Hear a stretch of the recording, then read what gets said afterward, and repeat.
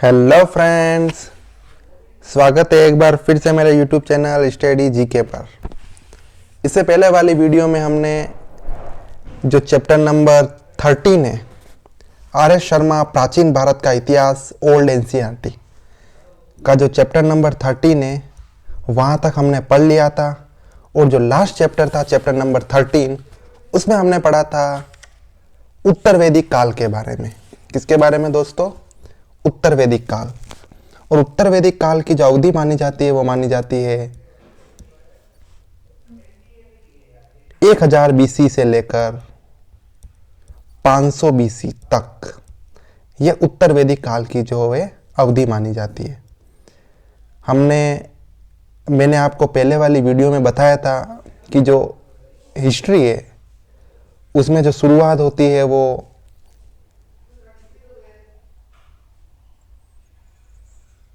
हड़प्पा सभ्यता से हमने शुरुआत की थी 2700 ईसा पूर्व से लेकर 1700 ईसा पूर्व।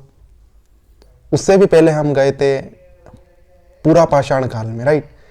सबसे पहले मैंने दोस्तों आपको बताया था पाषाण काल के बारे में। दोस्तों क्या बताया था? ये मैंने आपको पहले वाली वीडियो में पूरी अच्छी तरह से बता दिया है ना। पाषाण काल को भी हमने 3 भागों में बांटा था, पूरा पाषाण काल, मध्य पाषाण काल, नव पाषाण काल। इस पूरा पाषाण काल को भी हमने 3 भागों में बांटा था, लोअर पूरा पाषाण काल, मिडिल पूरा पाषाण काल और अपर पूरा पाषाण काल, राइट। फिर मध्य पूरा पाषाण काल की क्या विशेषता थी और नव पूरा पाषाण काल की जो थी, नव पाषाण काल की, पूरा पाषाण काल तो ये, तो नव पाषाण काल की और मध्य पाषाण काल की क्या क्या विशेषताएं थी वो हमने इससे पहले वाली वीडियो में पढ़ी थी। कैसे धीरे धीरे जो समय आगे बढ़ता गया और कैसे कैसे जो उनके बर्तन है, जो उनके प्रयोग किए गए औजार है, उनमें परिवर्तन आता गया। और जैसे ही नव पाषाण काल खत्म हुआ उसके बाद हमने ताम्रकालीन सभ्यता पढ़ी थी। ताम्रकालीन सभ्यता जिसे ताम्र पाषाण कालीन सभ्यता भी कहा जाता है, राइट। फिर ताम्र पाषाण कालीन सभ्यता के बाद हमने कांस्ययुगीन सभ्यता पढ़ी थी जिसे हड़प्पा सभ्यता कहा जाता है।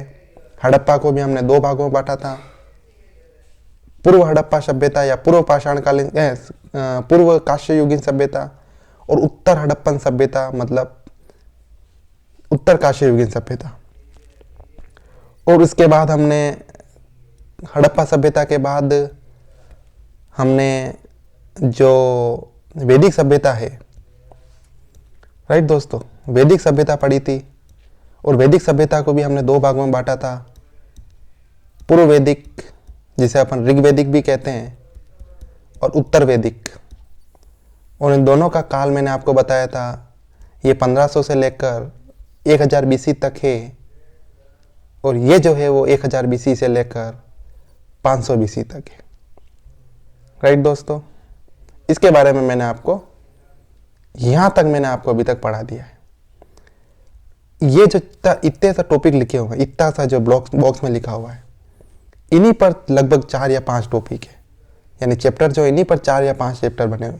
एक चैप्टर उत्तर वैदिक सभ्यता पर बना हुआ है, एक चैप्टर ऋग्वैदिक सभ्यता पर बना हुआ है, एक चैप्टर कांस्ययुगीन सभ्यता पर बना हुआ है, एक चैप्टर ताम्रकालीन सभ्यता पर बना हुआ है, एक चैप्टर पाषाणकालीन सभ्यता पर बना हुआ है, एक चैप्टर नव पाषाणकालीन सभ्यता पर बना हुआ है। तो 1 2 3 4 5 6 चैप्टर जो है केवल इन्हीं इतने से बॉक्स से बने हुए हैं। और इसमें से केवल आपको एक चीज बेस समझना है कि जैसे जैसे समय आगे चलता जाएगा वैसे वैसे लोगों के जीने के जो तरीका है, जो उनके द्वारा यूज किए गए जो औजार है ना, वो सब चेंज होते जाएंगे। बस इससे आप अपना दिमाग लगा के कोई सा भी क्वेश्चन हो उसको सॉल्व कर सकते हो, राइट। अब इस वीडियो से हम शुरू करेंगे चैप्टर नंबर 14। कौन सा दोस्तों? Chapter number 14। इस चैप्टर नंबर 14 में हम पढ़ेंगे जैन धर्म और बौद्ध धर्म। जैन धर्म और बौद्ध धर्म, इन 2 धर्मों के बारे में पढ़ेंगे। कैसे इन धर्मों का विकास हुआ, कैसे ये धर्म आगे फले फूले और कैसे ये धर्म जो है अपने पतन की तरफ बढ़े। राइट। ईसा पूर्व 6वीं और 5वीं शताब्दी में, ईसा पूर्व 6वीं और 5वीं शताब्दी का मतलब है 500 से लेकर 400 बीसी में। राइट। जब मगध साम्राज्य का उदय हुआ था उसके आसपास की बात हो रही है। राइट।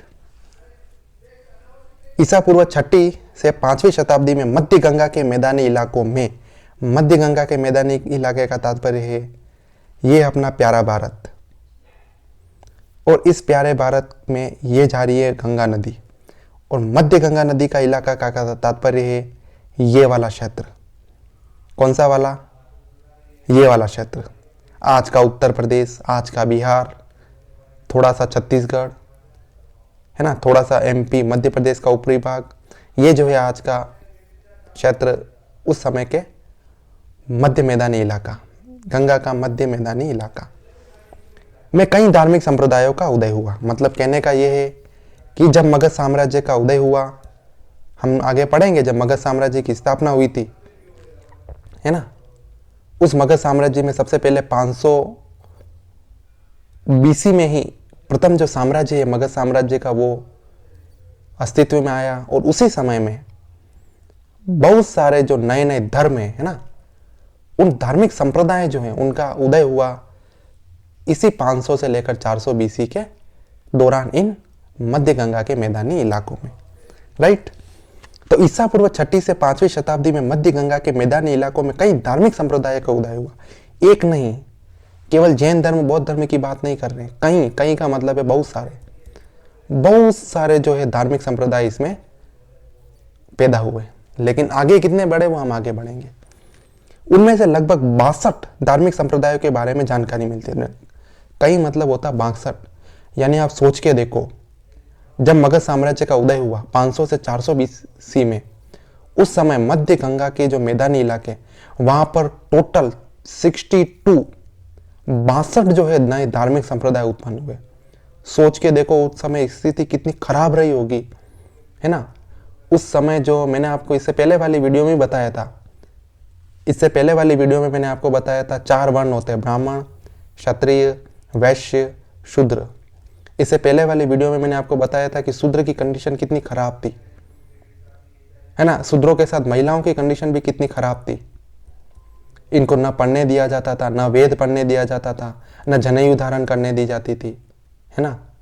न महिलाओं को पढ़ने दिए जाते थे वेद, है ना, न वेद सुन सकते थे ये, है ना। और कैसे वेश्यों के साथ अब इनको वेद पढ़ने और क्यों नहीं दिया जाता था? क्योंकि ब्राह्मण और क्षत्रिय चाहते थे कि शूद्र कभी विद्वान बने ही नहीं, ताकि वो हमेशा सेवक बने रहे। किनके सेवक बने रहे? ब्राह्मण और क्षत्रिय के। ब्राह्मण और क्षत्रिय हमेशा चाहते थे कि शूद्र कभी पढ़े ही नहीं, तभी तो इन्हें वेद नहीं पढ़ने दिया जाता था, क्योंकि ये चाहते थे कि शूद्र जो हमेशा सेवा करते रहे ब्राह्मणों की और क्षत्रियों की, ताकि इन्हें एक सेवक मिल जाए। राइट। अब इन क्षत्रियों ने और ब्राह्मणों ने पैसा कमाने के लिए क्या किया? पैसा कमाने के लिए इन्होंने वैश्यों के साथ अत्याचार किया। इन वैश्यों को बोला कि आप व्यापार करो, आप कृषि करो, आप दूसरे छोटी जो भी काम है वो करो, और हमें क्या दो? टैक्स दो। यानी उस समय टैक्स कौन देता था? केवल और केवल वैश्य। ब्राह्मण टैक्स देते ही नहीं थे। ये मैंने आपको पहले वाली वीडियो में बताया था। ब्राह्मण टैक्स नहीं देते थे। ब्राह्मण तो केवल जो यज्ञ और जो ये कार्य होते थे क्षत्रियों के, वो करते थे। क्यों करते थे? क्योंकि ब्राह्मणों को एक लाभ था। ब्राह्मणों को क्षत्रिय देंगे दान। क्या देंगे? दान। तो ब्राह्मणों को मिलेगा दान क्षत्रियों से, तो क्षत्रियों को क्या मिलेगा ब्राह्मणों से? ब्राह्मणों को दान मिल गया क्षत्रियों से, तो क्षत्रियों को क्या मिलेगा ब्राह्मणों से? ब्राह्मण करेंगे क्षत्रियों के यज्ञ, उनकी पूजा अर्चना जो भी है, जो क्षत्रिय कराना चाहता है वो सब ब्राह्मण करेंगे। और ब्राह्मण एक और काम करेंगे, ब्राह्मण उस समय के समाज में क्षत्रियों को देंगे मान्यता। ब्राह्मण जो है उस समय के समाज में क्षत्रियों को मान्यता देते थे। ये बात फैलाते थे कि हमें एक रक्षक की आवश्यकता है और सबसे अच्छा रक्षक क्षत्रिय हो सकते हैं, क्योंकि ब्राह्मणों को मिल रहा है दान, और दान में मिल रही है उन्हें जमीनें, पशु, है ना, अनाज, ये दान में मिल रहा है उनको। जो चीज़ उन्हें चाहिए वो सब मिल रहा है उन्हें।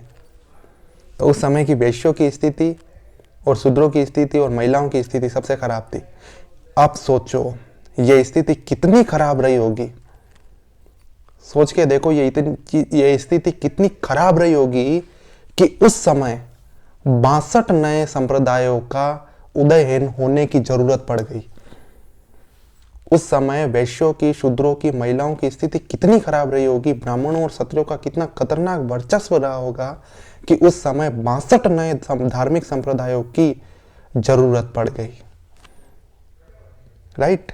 तो उस समय जो है वो गंगा के मध्य जो मैदानी भाग है वहां पर 62 नए धार्मिक संप्रदायों का जो है वो उदय हुआ। इनमें से कई संप्रदाय ऐसे थे जो पूर्वोत्तर भारत में रहने वाले अलग अलग समुदायों के प्रचलित धार्मिक अनुष्ठानों, रीति रिवाजों, धार्मिक प्रथाओं पर आधारित थे। मतलब इन 62 संप्रदायों में कई ऐसे संप्रदाय थे जो पूर्वोत्तर भारत में, पूर्वोत्तर भारत का मैंने का मतलब है भारत का पूर्व और उत्तरी भाग, यानी ये वाला इलाका, भारत का पूर्वोत्तर भाग, ये वाला भाग, यानी उन 62 धार्मिक संप्रदायों में से कई ऐसे संप्रदाय थे जो भारत के पूर्वोत्तर भारत में रहने वाले अलग अलग समुदायों के, यानी उस समय भारत के जो पूर्वोत्तर भारत में जो रहते थे अलग अलग समुदाय के लोग, उनके द्वारा जो धार्मिक अनुष्ठान होते थे, उनके द्वारा जो धार्मिक रीति रिवाज अपनाए जाते थे, उनके द्वारा जो धार्मिक प्रथाएं होती थी, उन पर आधारित है इन 62 संप्रदायों में से कई संप्रदाय। इनमें जैन और बौद्ध सबसे महत्वपूर्ण था। इन 62 में से 2 जो फेमस थे वो है जैन और बौद्ध, और इनका उदय सबसे शक्तिशाली धार्मिक सुधार आंदोलनों के रूप में हुआ। एक और चीज इसमें आपको बताता हूं, ये धर्म जो है ना, जिनको आज धर्म कहते हैं, जैन धर्म, बौद्ध धर्म, ये धर्म नहीं थे पहले, ये बने थे सुधार आंदोलन। क्या थे ये? सुधार आंदोलन। अब देखो मैं बताता हूं सुधार आंदोलन मतलब क्या होता है। सुधार आंदोलन मतलब उस समय ब्राह्मणों और क्षत्रियों ने, ब्राह्मणों और क्षत्रियों ने ऐसी अपना वर्चस्व फैला रखा था, इतना अज्ञान फैला रखा था। अज्ञान का मतलब होता है, जैसे कि मैं बताता हूं अज्ञान मतलब क्या होता है।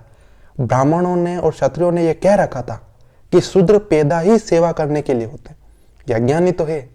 अब कैसे आप कह सकते हो कि एक व्यक्ति सेवा करने के लिए पैदा हुआ है ना? तो यह अज्ञान ही तो है। उन्होंने, ब्राह्मणों और क्षत्रियों ने कह रखा था कि जो वैश्य होते हैं वो पैदा ही टैक्स देने के लिए होते हैं, और वो काम ही टैक्स देने के लिए करते हैं। किनको टैक्स देने के लिए? क्षत्रियों को टैक्स देने के लिए। तो ये क्या अज्ञान ही तो है। सोचो कोई आदमी इसके लिए पैदा हुआ होगा कि वो किसी की सेवा करे, इसके लिए पैदा हुआ है कि वो केवल काम करे और दूसरे को टैक्स दे, है ना? मतलब ये है कि उस समय इतना अज्ञान था, उस अज्ञानता को दूर करने के लिए, उन जो अज्ञान उनमें सुधार करने के लिए ऐसे सुधार आंदोलन जो है शुरू हुए थे। राइट। इन जो ब्राह्मणों के द्वारा जो भ्रामकता फैलाई गई थी, भ्रामकता मतलब होता है गलत फहमी। जो भ्रामकता फैलाई गई थी उसको खत्म करने के लिए सुधार आंदोलन की तरह शुरू हुए थे ये 62 धार्मिक संप्रदाय, इनको सुधार लाने के लिए। तो ये सुधार आंदोलन थे। क्या थे? सुधार आंदोलन। जैसे आज होते नहीं होता है, जब अपन अंग्रेजों के समय में आएंगे तब आंदोलन चलेंगे बहुत सारे, भारत छोड़ो आंदोलन, सविनय अवज्ञा आंदोलन, है ना, असहयोग आंदोलन। ये क्या आंदोलन है? एक साथ संगठित होकर किसी चीज को खत्म करने का प्रयास। तो वैसे ही एक साथ संगठित होकर भारत में जो उस समय के समाज है उसमें सुधार लाने का प्रयास है ये सुधार आंदोलन। उसमें से ये जैन धर्म और जो बौद्ध धर्म के, वो सबसे ज्यादा क्या हुए? फेमस हुए इन 62 में से। राइट फ्रेंड्स, ये थोड़ा सा इंट्रोडक्शन था। अब इसका एक पहला पॉइंट है उद्भव के कारण।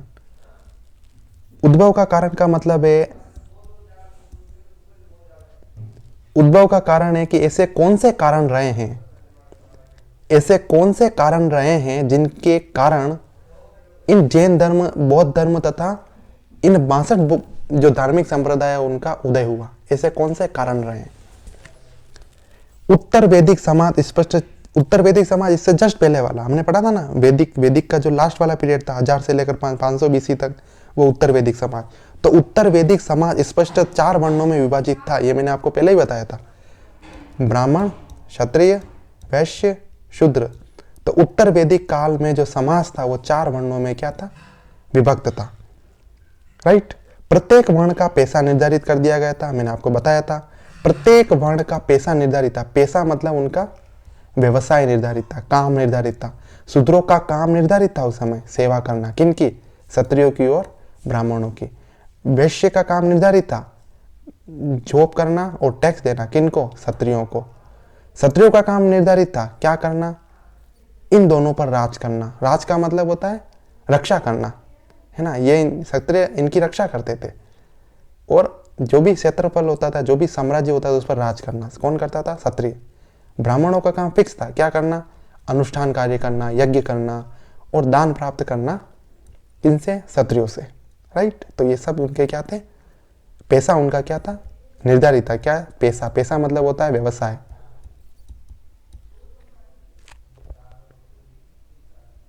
राइट। हालांकि वर्ण जन्म पर आधारित था। वर्ण मतलब जन्म पर आधारित। वर्ण मतलब ब्राह्मण, क्षत्रिय, वैश्य, शूद्र, ये किस पर आधारित था? जन्म पर। दोनों उच्च वर्णों ने तथा कथित निम्न वर्णों को दरकिनार करते हुए शक्ति, प्रतिष्ठा और विशेषाधिकारों पर कब्जा कर लिया था। मतलब ये कहना है कि चाहते हैं कि वर्ण जो था वो जन्म पर आधारित था। मतलब ब्राह्मण का बेटा ब्राह्मण ही बनेगा, जन्म पर आधारित है।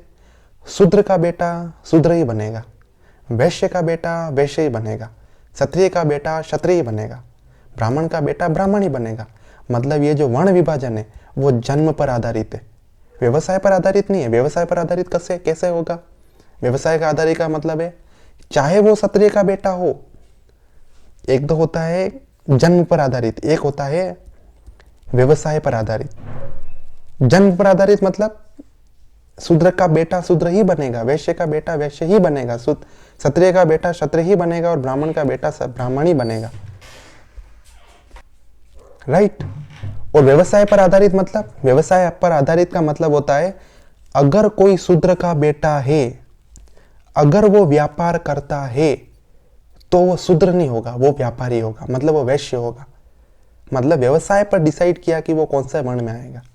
अगर कोई क्षत्रिय का बेटा है और उस क्षत्रिय के बेटे ने व्यापार किया तो वो क्या होगा? वैश्य होगा।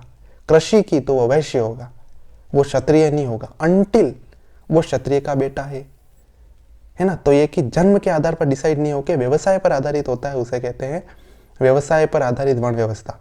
और जन्म पर आधारित वर्ण व्यवस्था किसे कहते हैं? जिस वर्ण में उसने जन्म लिया है उसी वर्ण का वह व्यक्ति होगा।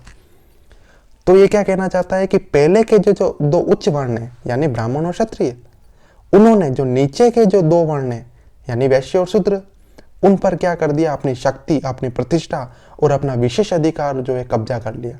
मतलब इन ब्राह्मणों ने और क्षत्रियों ने इन वैश्य और शूद्रों पर अपना क्या कर दिया? शक्ति जमा दी, अपना प्रतिष्ठा और विशेषाधिकार पर कब्जा कर लिया। ब्राह्मण जिनका काम पूजा और शिक्षा प्रदान करना था, उसने समाज में उच्चतम दर्जे का दावा किया। मतलब ब्राह्मण क्या करते थे? ब्राह्मण कहते थे कि शिक्षा और पूजा करने का अधिकार केवल उन्हीं को है।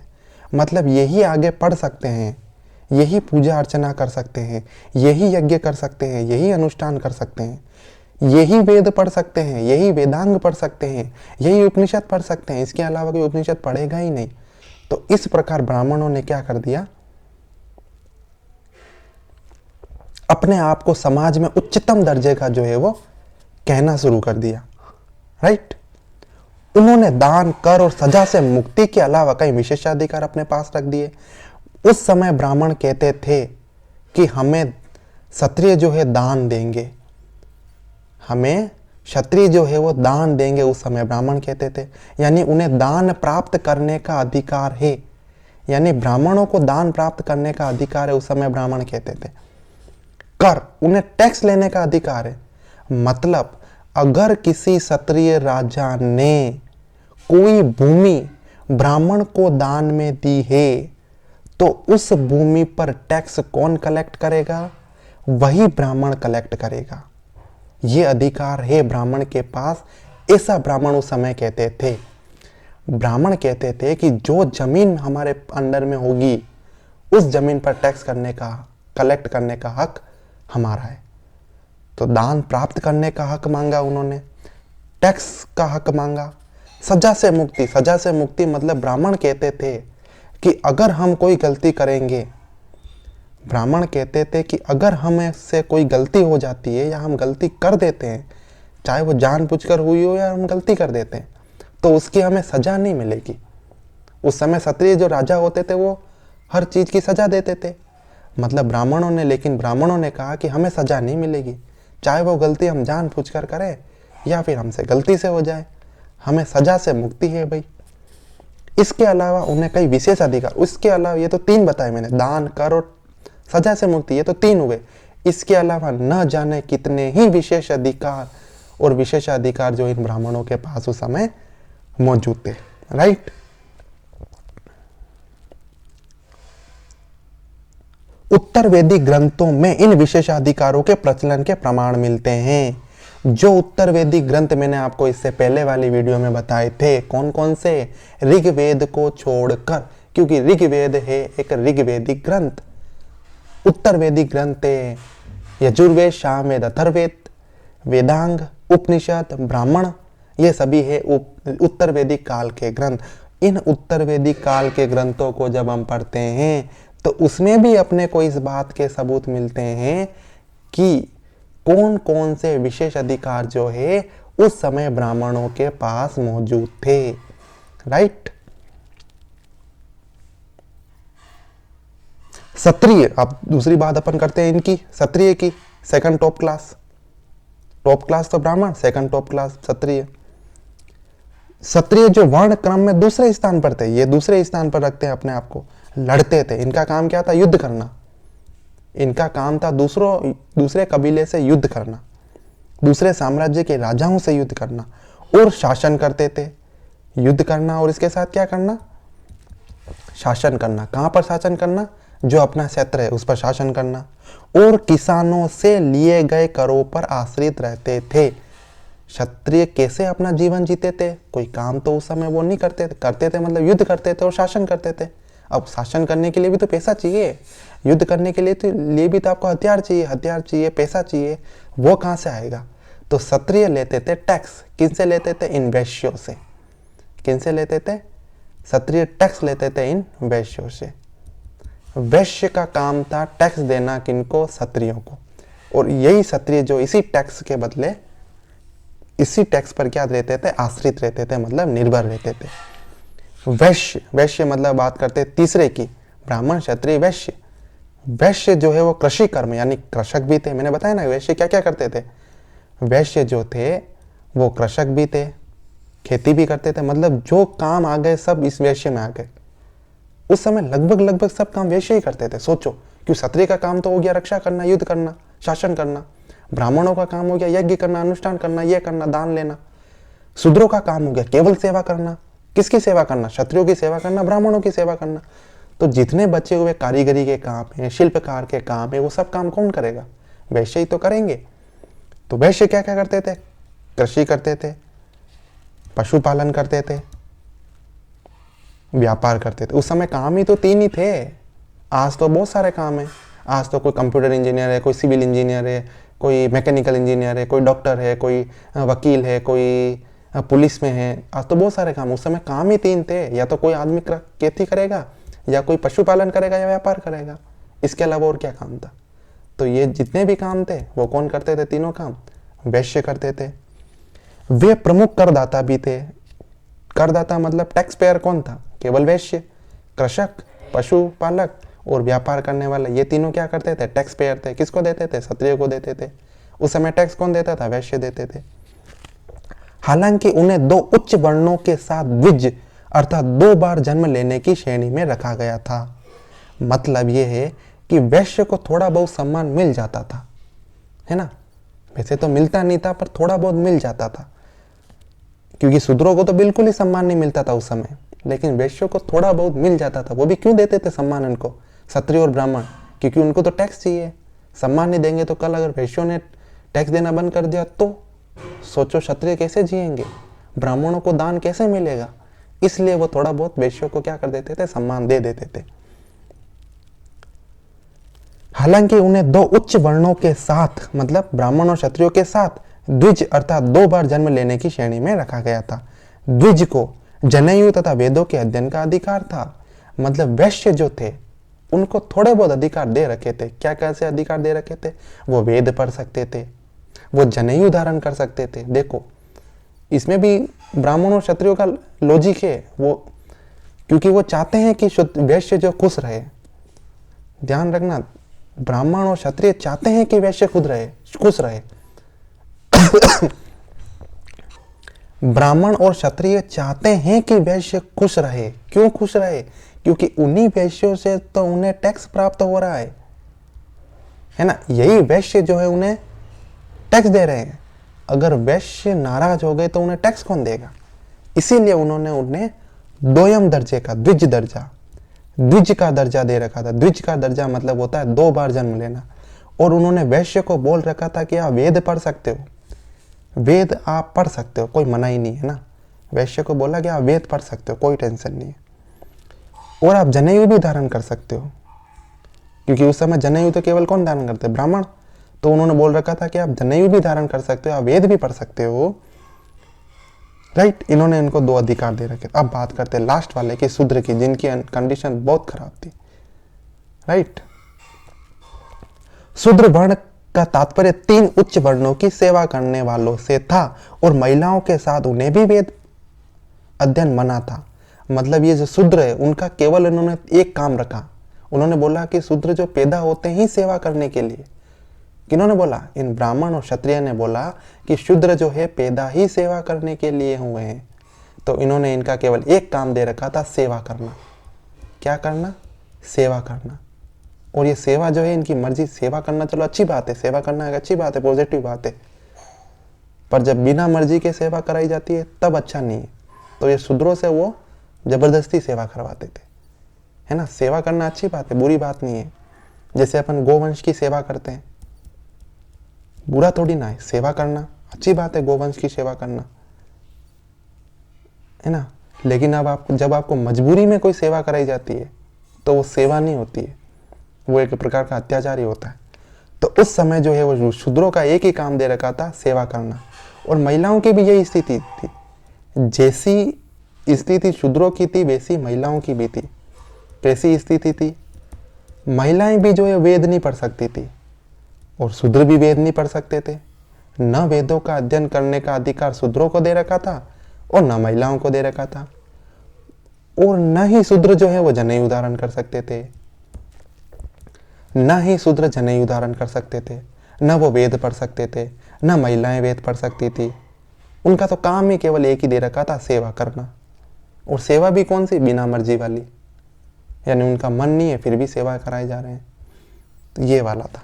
ये 4 वर्ण थे उस समय, ब्राह्मण, क्षत्रिय, वैश्य, शूद्र।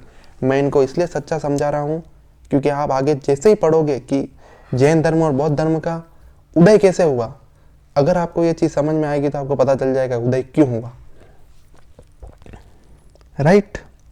उत्तर वैदिक काल में वे घरेलू दास, मतलब कौन? शूद्र। अब देखो शूद्र का उन्होंने कैसे कैसे व्याख्या की है। उत्तर वैदिक काल में वे घरेलू दास, घरेलू दास मतलब जो घर में काम करता है, उस प्रकार के दासी जीवन वो जीते थे। खेतीहर दास, यानी खेती में काम करने के लिए जो दास होते हैं उस तरह से जीवन। दास मतलब एज यू नो, जैसे सेवक की तरह ले लो, है ना। तो न तो उन्हें पेमेंट दी जाती थी, कुछ नहीं दिया जाता था, उन्हें बस खाने के लिए खाना दिया जाता था, वो भी इतना अच्छा नहीं होता था वो। तो वो घरेलू दास भी थे, वो खेतीहर दास भी थे, वो कारीगर का काम भी करते थे और बंधुआ मजदूर की तरह काम करते थे। बंधुआ मजदूर मतलब होता है बिना पैसों के काम करवाना, या फिर पैसे देना भी तो इतने कम देना कि वो न के बराबर ही है। तो इस तरह से जो है वो शूद्रों को उस समय में काम कराया जाता था। उन्हें क्रूर, लालची और चोर बताया जाता था। मतलब ये जो वर्ण है, ब्राह्मण, क्षत्रिय, ये सभी जने हैं जो शूद्र को क्या कहते थे?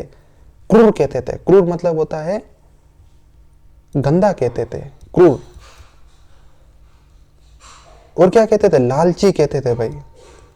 और आपको इनके विशेषताएं बताने से आपको पता चल गया होगा कि यहाँ पर लालची कौन है और कौन लालची नहीं है।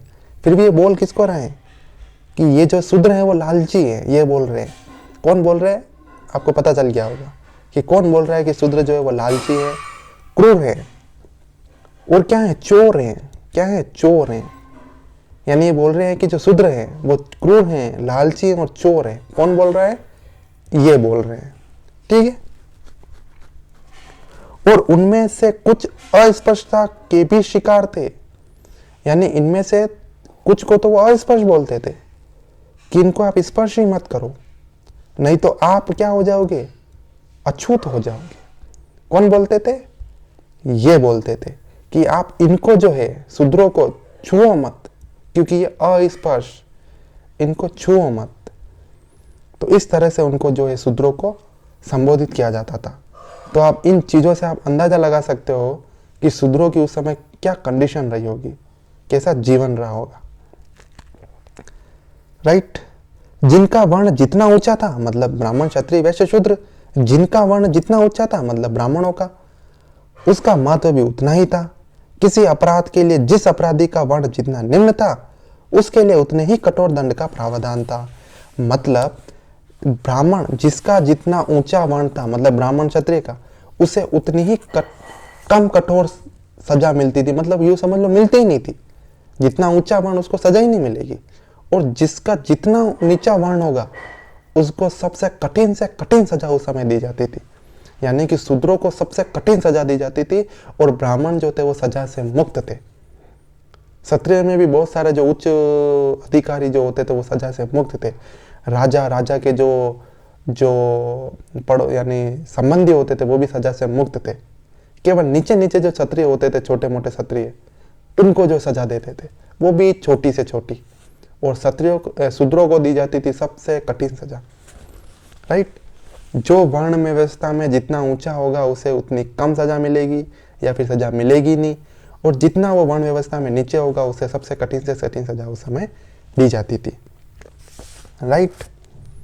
वर्ण विभाजित समाज में तनाव स्वाभाविक रूप से पैदा हुआ।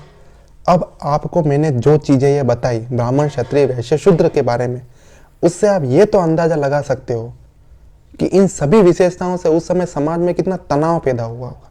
तनाव का मतलब होता है कितनी जो उस समय लोग नाराज हुए होंगे, जिनको साथ अत्याचार होता होगा वो कितने नाराज हुए होंगे, उस समय समाज में कितना तनाव हुआ होगा, इन सारी व्यवस्थाओं से आपको पता चल गया होगा।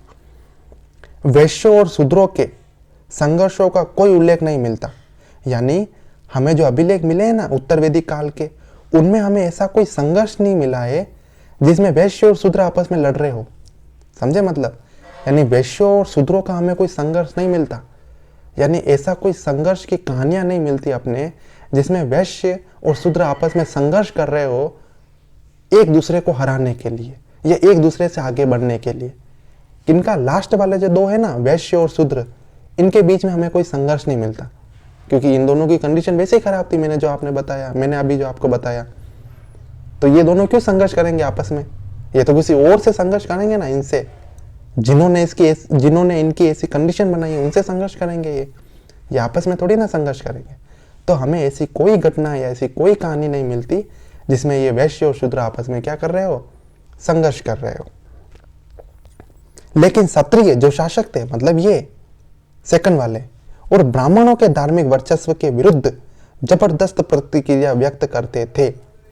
मतलब ये जो क्षत्रिय, वो जो है ब्राह्मणों के धार्मिक वर्चस्व के विरुद्ध, यानी क्षत्रिय जो है वो ब्राह्मणों का जो धार्मिक वर्चस्व उसके विरुद्ध जबरदस्त प्रतिक्रिया करते थे और जन्मजा वर्ण व्यवस्था की महत्ता के विरोध में आंदोलन का नेतृत्व भी करते थे। मतलब फिर से मैं यहाँ बना देता हूँ, ब्राह्मण, क्षत्रिय, वैश्य और शूद्र। यानी हमें ऐसी कोई कहानी नहीं मिलती है पुरातात्विक शास्त्रों में या वैदिक काल, उत्तर वैदिक काल के जो ग्रंथों में कि जिसमें वैश्य है ना, जिसमें वैश्य और शूद्र जो आपस में झगड़ रहे हो। इनके बीच में हमें संघर्ष की कोई कहानियां नहीं मिलती, क्योंकि इनके हालात तो वैसे ही खराब थे। ये क्यों बेचारे आपस में संघर्ष करेंगे, है ना। ये तो उससे संघर्ष करेंगे जिन्होंने इनकी हालत ऐसी की है ना, उनसे संघर्ष करेंगे, आपस में थोड़ी लड़ेंगे। लेकिन ब्राह्मणों और क्षत्रियों के बीच में होता था संघर्ष। ब्राह्मण और क्षत्रिय के बीच में होता था संघर्ष। क्या संघर्ष होता था? क्षत्रिय इस बात से नाराज रहते थे कि ब्राह्मण जो है अपने आप को धार्मिक वर्चस्व जो है वो हमेशा ब्राह्मण अपने आप को बताते हैं, मतलब धर्म में सबसे ऊंचा अपने आप को ब्राह्मण बताते हैं। और क्षत्रिय रहते थे इस बात से नाराज। क्या रहते थे? नाराज, कि ब्राह्मण जो है उनके पास धार्मिक वर्चस्व है। धार्मिक वर्चस्व का मतलब होता है कोई भी धार्मिक काम होगा ब्राह्मण अपने आप को आगे लाएंगे, है ना। तो धार्मिक वर्चस्व जो है वो क्यों ब्राह्मणों के पास है? क्षत्रिय इस बात से रहते थे हमेशा नाराज, राइट। ब्राह्मणों के धार्मिक वर्चस्व के विरुद्ध जबरदस्त प्रतिक्रिया करते थे, और क्षत्रियों को हमेशा ये बात अच्छी नहीं लगती थी कि ये जो जन्मजा वर्ण व्यवस्था है ना, जन्मजा यानी जन्म से जो वर्ण व्यवस्था है ना, वो एकदम बेकार है, वो क्षत्रिय मानते थे। अब देखो क्षत्रिय ऐसा क्यों मानते थे? अगर ये बात क्यों मानते थे? क्योंकि क्षत्रिय सोचते थे कि ब्राह्मण का पुत्र हमेशा ब्राह्मण बन जाता है और वो हमेशा धार्मिक वर्चस्व में ही रहता है। धार्मिक वर्चस्व का मतलब रहता है हमेशा धर्म जो है, धार्मिक कार्य जो हमेशा ब्राह्मण ही करते हैं। तो इसलिए वो जन्म व्यवस्था को क्या सही नहीं मानते थे। कौन? क्षत्रिय। और ये बात अगर यहाँ पर लागू करा दे तो इनसे सोचो, ये भी उनके फायदे की बात है। सोचो अगर क्षत्रिय ये बोल दे कि हाँ जन्म व्यवस्था सही नहीं है क्योंकि शूद्र बेचारे दुखी हो रहे हैं, क्या कभी क्षत्रिय ये बोलेंगे? क्योंकि वो तो नीचे है ना, समझ रहे हो यूं। अब क्षत्रिय जो है जन्म व्यवस्था को सही नहीं मानते थे क्योंकि धार्मिक वर्चस्व जो हमेशा ब्राह्मणों के पास रहता था।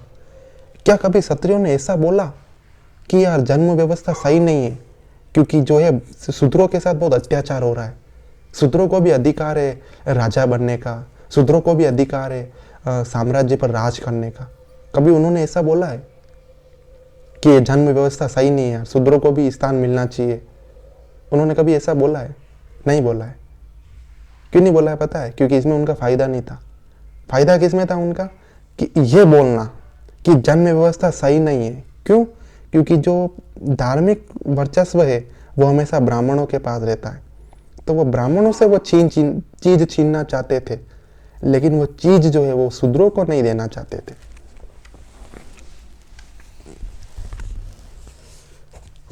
तो अपने अपने मतलब की बातें हैं ना।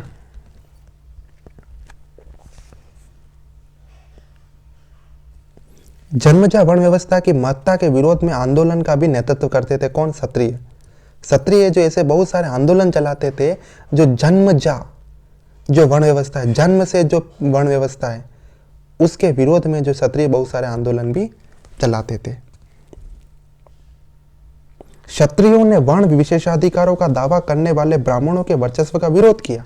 मतलब क्षत्रिय जो इस बात का विरोध करते थे कि जो दावा ये ब्राह्मण करते हैं, वर्ण व्यवस्था में जो विशेषाधिकार थे कि हमें सजा नहीं मिलेगी, हम टैक्स नहीं देंगे, हमें जो दान चाहिए, ये जो अधिकार, जो बहुत सारे विशेष अधिकार जो ब्राह्मण अपने पास रखते थे ना, इस बात से क्षत्रिय जो हमेशा नाराज रहते थे और इस चीज़ का हमेशा क्या करते थे?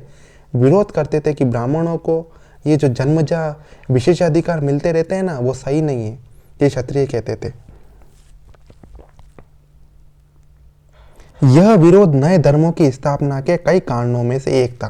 तो यहाँ पर ही एक पॉइंट आ गया कि मैंने अभी आपको बताया था कि ये सब सारे क्या थे? सुधार आंदोलन थे। क्या थे? सुधार आंदोलन। ये सुधार लाना चाहते हैं। किस बात में सुधार लाना चाहते हैं? ये सुधार लाना चाहते हैं उन ब्राह्मणों के विशेष अधिकारों के अंदर। ये सुधार लाना चाहते हैं क्यों ब्राह्मणों को हमेशा ये विशेष अधिकार मिले हुए हैं, उनमें सुधार लाना चाहते हैं।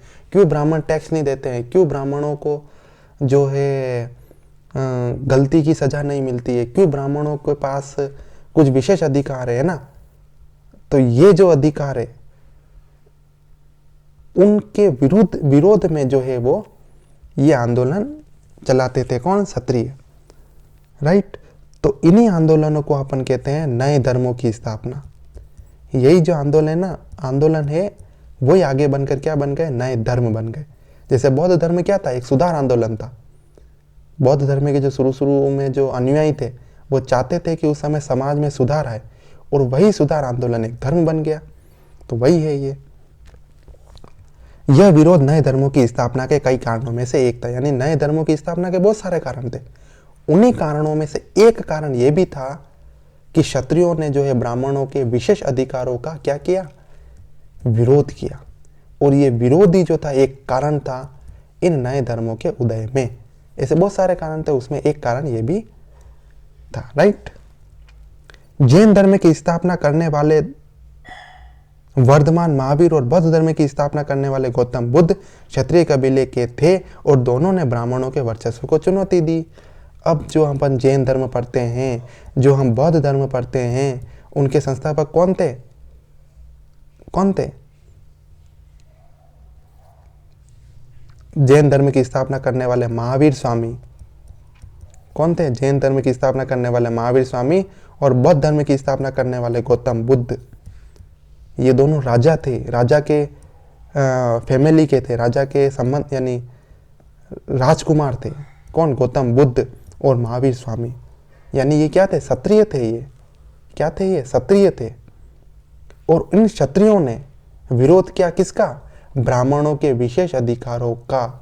तो मतलब जैन धर्म की स्थापना करने वाले, बौद्ध धर्म की स्थापना करने वाले कौन थे? क्षत्रिय थे। मतलब मैंने आपको बताया ना कि ये जो नए धर्मों का स्थापना क्यों हुई, उनमें से बहुत सारे कारणों में से एक कारण ये भी था कि क्षत्रियों का ब्राह्मणों के विशेष अधिकारों का विरोध करना। तो ये क्षत्रियों का मतलब जैन धर्म के संस्थापक और बौद्ध धर्म के संस्थापक कौन है? क्षत्रिय हैं, राइट। और ये किनका विरोध करेंगे? ब्राह्मणों का विरोध करेंगे। उस समय जो ब्राह्मण अपने आप को क्या मानते थे? सबसे उच्च दर्जे का व्यक्ति या सबसे उच्च दर्जे का अपने आप को समझते थे। हालांकि उत्तरी पूर्वी भारत में इन धर्मों के उदय के असली कारण एक नई कृषि अर्थव्यवस्था का विचार था। यानी मैंने आपको भी बताया कि नए धर्म की स्थापना में बहुत सारे कारण थे, उनमें से एक कारण था क्षत्रियों का ब्राह्मण के विरोध, विशेष अधिकारों का विरोध करना। एक कारण था। इसके अलावा भी तो बहुत सारे कारण थे। उनमें से एक और कारण था कि उत्तर पूर्वी भारत मतलब ये मेघालय, अरुणाचल प्रदेश, असम, मिजोरम, नागालैंड, इन क्षेत्रों में, उत्तर पूर्वी भारत में मतलब भारत का उत्तरी और पूर्वी क्षेत्र, जो ये वाला क्षेत्र, उन क्षेत्रों में इन धर्मों के उदय का जो असली कारण था वो थी नई कृषि अर्थव्यवस्था का विस्तार। किसका? नई कृषि अर्थव्यवस्था का विस्तार। अब नई कृषि अर्थव्यवस्था का विस्तार मैंने आपको पहले वाली वीडियो में बताया था कि कैसे हम पाषाण काल से ताम्रकालीन सभ्यता, ताम्रकालीन सभ्यता से कांस्ययुगीन सभ्यता, कांस्ययुगीन सभ्यता से वैदिक सभ्यता की ओर बढ़े, और कैसे जैसे जैसे हम आगे वाली सभ्यता में बढ़ते गए वैसे वैसे हम भारत के पूर्वी क्षेत्र की तरफ बढ़ते गए। और पूर्वी क्षेत्र में भारत के जो वनस्पति थी, जो उस समय वन थे, जो पेड़ पौधे थे, उन पेड़ पौधों को अपन क्या करते गए? काटते गए। और जैसे जैसे पेड़ पौधों को काटते गए वैसे वैसे उस जमीन को, जंगल की जो जमीन थी, उसे हम कृषि योग्य जमीन में क्या करने लगे? बदलने लगे। इसीलिए तो यहाँ पर यह बात कही गई है कि जैसे जैसे हम उत्तर वैदिक काल में पहुंच गए, मतलब अपन कहां से पहुंचे? सीधा हम पाषाण काल से इतना लंबा सफर करते हुए हम उत्तर वैदिक काल में पहुंच गए। और उस उत्तर वैदिक काल के अंत में हम कहां पहुंच गए? भारत के सबसे पूर्वी क्षेत्र, यानी कि भारत का उत्तरी पूर्वी, अरुणाचल प्रदेश, असम, मेघालय, नागालैंड, यहाँ पे हम पहुंच गए।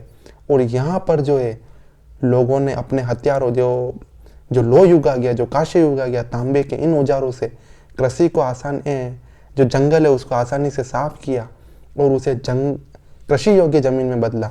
इसीलिए यहाँ कहा गया है कि नई कृषि अर्थव्यवस्था का विस्तार। समझे? नई कृषि अर्थव्यवस्था का विस्तार मतलब उस जंगल की जमीन को काटकर नई कृषि योग्य जमीन में बदलना। तो ये है नई कृषि अर्थव्यवस्था का विस्तार जब हुआ, वो कारण है भारत के उत्तरी पूर्वी क्षेत्र में नए धर्म का उदय के, राइट। तो भारत के उत्तरी पूर्वी क्षेत्र में नए धर्म का उदय क्यों हुआ? क्यों? क्योंकि नई कृषि अर्थव्यवस्था का जो विस्तार हुआ। कैसे? इसको लिंक कैसे करेंगे ये आगे बताया गया है। पूर्वी उत्तर प्रदेश मतलब इधर वाला भाग, उत्तर प्रदेश का पूर्वी भाग, और उत्तरी दक्षिणी बिहार के क्षेत्रों सहित पूर्वोत्तर भारत में लगभग 100 सेंटीमीटर बारिश होती है। मैंने आपको पहले बताया कि ये है हमारा प्यारा भारत।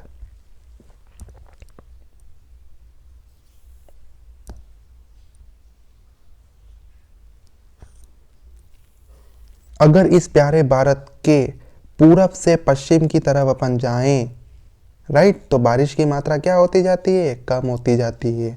मतलब इसको अपन ऐसे भी कह सकते हैं कि अगर मैं पश्चिम से पूरब की तरफ जाऊं तो बारिश की मात्रा क्या होगी? ज़्यादा होगी। उल्टा ही तो बोला है मैंने, इसका नीचे वाले का उल्टा बोला है। अगर मैं दक्षिण से उत्तर की तरफ जाऊं तो बारिश की मात्रा क्या होगी? कम होती जाएगी, राइट। अगर मैं उत्तर से दक्षिण की तरफ जाऊं तो बारिश की मात्रा क्या होगी? ज़्यादा होती जाएगी। तो यही तो बात कही गई है कि भारत के पूर्वी क्षेत्रों में क्या होती है? बारिश की मात्रा 100 सेंटीमीटर होती है। मतलब क्या होती है? ज़्यादा होती है एज कंपेयर टू पश्चिमी क्षेत्र के। पश्चिमी क्षेत्र में 25 सेंटीमीटर बारिश होती है और यहाँ 100 सेंटीमीटर बारिश होती है। 100 सेंटीमीटर बारिश होती होगी तो यहाँ पर वनस्पति भी क्या होगी? ज़्यादा होगी, राइट। बड़े पैमाने पर इन क्षेत्रों में उपनिवेश बनने से पहले यहाँ क्या थे? घने जंगल थे। ज़्यादा बारिश होगी तो ज़्यादा पेड़ पौधे होंगे, ज़्यादा पेड़ पौधे होंगे तो जंगल भी क्या होंगे? घने होंगे। यानी घने जो है वो जंगल यहाँ पर थे, जिसे बिना लोहे की कुल्हाड़ी से आसानी से साफ नहीं किया जा सकता था। यानी इस बड़े बड़े घने जंगलों को बिना लोहे के हथियार के इन्हें जो है वो काटा नहीं जा सकता था। और हमने पहले ही पढ़ाया मैंने आपको कि सबसे पहले मैंने आपको पहले ही बताया था कि सबसे पहले जो पाषाण काल में हथियार बनते थे वो पत्थर के बनते थे। फिर धीरे धीरे आया आगे वाला काल, फिर हमने कालीन सभ्यता में तांबे का प्रयोग किया। फिर हम आगे बढ़े, फिर हमने कांसा बनाया, राइट। न तो ये पत्थर काम आया इन घने जंगलों को काटने में, न ये तांबे के औजार काम आए इन घने के जंगलों को काटने में, और न ही ये कांसा काम आ सका इन घने जंगलों को काटने में। फिर कांसे के बाद आया लोहा, और लोहा कब आया? ऋग्वेदिक काल में, उत्तर वैदिक काल में लोहा आया। तो उत्तर वैदिक काल में जब लोहा आया, वो लोहे के औजार, उस लोहे के औजार हमारे लिए बने यूजफुल। क्या बने? यूजफुल। क्यों बने यूजफुल? क्योंकि इन औजारों की सहायता से अब हम काट सकते हैं इन घने जंगलों को। किन घने जंगलों को? जो भारत के पूर्वी क्षेत्रों में हैं, उन घने जंगलों को काट सकते हैं हम इन लोहे के औजारों से। जो कब आया? जो उत्तर वैदिक काल में आया, राइट। यानी अब हमारे पास ऐसे हथियार आ चुके हैं जिनसे हम काटेंगे इन घने जंगलों को। फिर धीरे धीरे लोगों ने क्या किया? इन घने जंगलों को काटना शुरू किया। घने जंगलों को काटकर क्या किया? कृषि योग्य भूमि में परिवर्तन करना शुरू किया, राइट। अब इस कृषि योग्य भूमि में परिवर्तन करने से क्या होगा वो हम आगे पढ़ेंगे। ये अपन किससे लिंक कर रहे हैं? हम लिंक कर रहे हैं कि भारत के उत्तरी पूर्वी क्षेत्र में नए धर्म का उदय हुआ, उसमें कारण था नई कृषि अर्थव्यवस्था का विस्तार। वो क्या, क्यों कारण था, उसको हम लिंक करने का प्रयास कर रहे हैं, है ना। अब धीरे धीरे कुल्हाड़ी आ गई लोहे की, अब उसे जंगल साफ किए जा रहे हैं। यद्यपि कुछ लोग इन क्षेत्रों में 6ठी शताब्दी ईसा पूर्व से पहले रहते थे, उन्होंने हड्डी, पत्थर और तांबे के औजारों का इस्तेमाल किया और झीलों व नदियों के किनारे या नदियों के संगम इत्यादि पर घुमंतु जीवन जीते थे। परंतु जहाँ भूमि अप्रदन तथा बाढ़ की संभावना हमेशा बनी रहती थी। मतलब ये कहना चाहते हैं कि जब लोहे का आविष्कार नहीं हुआ था, यानी पत्थर के युग में, तांबे के युग में और कांसे के युग में भी लोग जो है भारत के पूर्वी क्षेत्र में रहते थे, मगर वो केवल और केवल नदियों के किनारे, है ना, पहाड़ों पर, इन क्षेत्रों में रहते थे जहां पर थोड़ी कम वनस्पति हो। लेकिन उनके पास अभी भी ऐसे हथियार नहीं थे कि वो इन घने जंगलों को काट सके। वो केवल ऐसी जगह ढूंढ लेते थे इन पूर्वी भारत में कि जहां पर उनको थोड़ी रहने लायक जगह मिल जाए। थोड़ा खुला सा एरिया हो, वहाँ पर वो बस जगह ढूंढ लेते थे। मगर उनके पास ऐसी तकनीक नहीं थी कि वो अपने लिए जगह बना सके।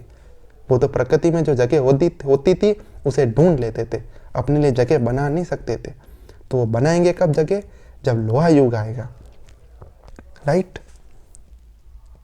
लेकिन जिस जगह पे ये पूर्वोत्तर भारत में लोग रहते थे ना उस समय, इन पत्थर के युग में, तांबे के युग में और कांसे के युग में, तब उनको बहुत सारी प्रॉब्लम रहती थी। क्यों? क्योंकि उस समय जब नदियों के किनारे वो रहते थे तो वहाँ बाढ़ आ जाती थी, है ना। झीलों के किनारे रहते थे तो वहाँ बाढ़ आ जाती थी, नदियों के संगम पर रहते थे तो वहाँ बाढ़ आ जाती थी, पहाड़ों के नीचे रहते थे थोड़ा तो वहाँ भूमि अपरदन हो जाता, तो उनके पूरे के पूरे निवास स्थान ही खत्म हो जाते। तो ये उस समय क्या रहती थी? प्रॉब्लम रहती थी। मध्य गंगा के मैदानी इलाकों में, मतलब इन क्षेत्रों में, मध्य गंगा का जो मैदानी इलाका, ये वाली मध्य गंगा, ईसा पूर्व 6ठी शताब्दी के अंत में बड़े पैमाने पर बस्तियों की शुरुआत तो यह तब हुआ जब वहां लोहे का इस्तेमाल शुरू हुआ। धीरे धीरे जो लोग हैं वो मध्य गंगा के मैदानी इलाकों में बसने लगे। और ये कब शुरू हुआ इस यहाँ पर बसना? जब लोहे का आविष्कार जो है वो, या फिर जब लोहे का इस्तेमाल जो है वो शुरू हुआ, राइट। जब लोगों ने लोहे का इस्तेमाल शुरू किया उसके बाद जो है वो भारत के मध्य गंगा मैदानी इलाकों में रहने लगे। इस क्षेत्र में मिट्टी की नम प्रकृति के कारण प्रारंभिक समय के कई लोहे के उपकरण नष्ट हो गए, लेकिन ईसा पूर्व 600 से 500 की मिली हुई परतों से अच्छी संख्या में कुल्हाड़ियां पाई गई है। यानी कि ये कहना चाहते हैं कि जब लोगों ने भारत के मध्य गंगा मैदानी इलाकों में रहना शुरू किया, है ना, जब लोहे का आविष्कार हो चुका था, लोहे को यूज करना लोग सीख गए थे, है ना, जब लोग यहाँ रहना शुरू हुए थे, उस समय के हथियार या उस समय के औजार अपने को नहीं मिल पाए हैं। क्यों नहीं मिल पाए हैं? उस समय के औजार अपने को नहीं मिल पाए हैं, जबकि वो ऐसे औजार यूज करते थे लोहे के। क्यों नहीं मिल पाए हैं? क्योंकि इन इलाकों में होती थी घनी बारिश। घनी बारिश के कारण यहाँ होती थी नमी। क्या होती थी? नमी। इस नमी के कारण जो अवशेष के रूप में यहाँ औजार दबे हुए थे, यानी जो लोहे के औजार दबे हुए थे, है ना, वो लोहे के औजार जो दबे हुए थे इन अवशेषों के रूप में या इस मध्य गंगा के मैदानी इलाकों में, वो क्या हो गए? समय के साथ नष्ट हो गए। क्योंकि लोहे पर ज़्यादा नमी रहने से क्या होता है? जंग लग जाता है। ये हम केमिस्ट्री में पढ़ेंगे। लोहा जब नमी के और हवा के संपर्क में आता है तो उससे जंग लग जाता है। इस कारण से नमी वाले क्षेत्रों में जो ये औजार जो है वो अवशेष के रूप में हमें कम ही मिले हैं।